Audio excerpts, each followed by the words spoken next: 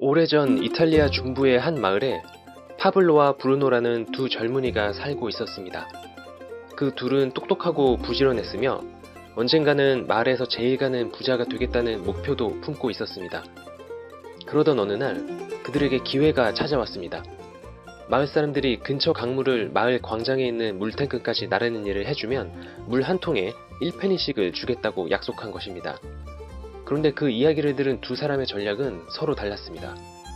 브루노는 생각했습니다.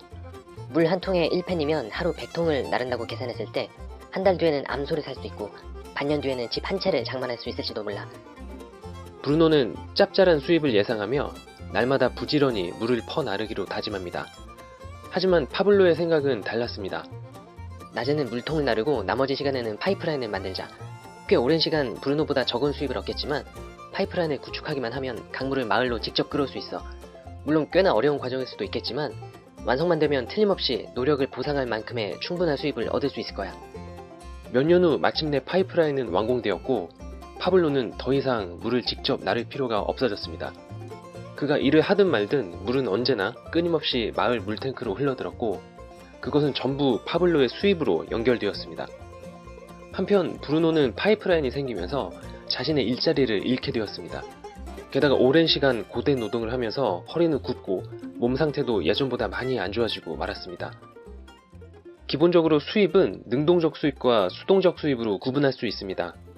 능동적 수입이란 반드시 시간과 에너지를 투입해야만 얻을 수 있는 수입으로 우리가 평소에 노동을 통해 얻는 수입이 모두 해당된다고 볼 수 있습니다. 반면 수동적 수입이란 시간과 에너지를 추가적으로 투입하지 않아도 자동으로 얻어지는 수입입니다. 대표적으로 은행 예금에서 발생하는 이자 수입, 부동산에서 발생하는 임대 수입 등이 해당됩니다. 파이프라인 우하에서 브루노의 수입은 능동적 수입이었습니다. 체력과 시간을 들여가며 얻은 수입이었고 일을 안 하게 되면 그 수입도 없는 것이었죠. 반면 파블로가 파이프라인을 통해 얻은 수입은 수동적 수입이었습니다. 일단 파이프라인이 구축된 이후에는 파블로가 굳이 일을 하지 않아도 수입은 저절로 끊임없이 발생되는 것이었습니다. 이 우화에서 파블로가 결국 일하지 않고도 여유를 즐길 수 있게 된 중요한 이유는 바로 파이프라인이라는 자본이 있었기 때문입니다. 그는 자신의 노력으로 저절로 수입을 만들어내는 자본을 구축해낸 것이었죠. 다시 말해 능동적 수입과 수동적 수입의 가장 큰 차이는 바로 자본에 있는 것입니다. 앞서 얘기한 예금과 부동산 외에도 저작권료와 같은 지식재산권 또한 중요한 자본에 속합니다. 특히 요즘 같은 시대에는 꼭 예금이나 부동산이 아니더라도 개개인의 노력에 따라 상당한 수준의 영향력을 발휘하는 자본, 파이프라인을 충분히 만들어낼 수도 있을 것입니다. 치열한 노력을 통해 자신만의 파이프라인, 즉 수동적 수입을 만들어낸다는 것은 오늘날 많은 사람들이 꿈꾸는 경제적 자유에 이르는 길과도 연결되어 있습니다.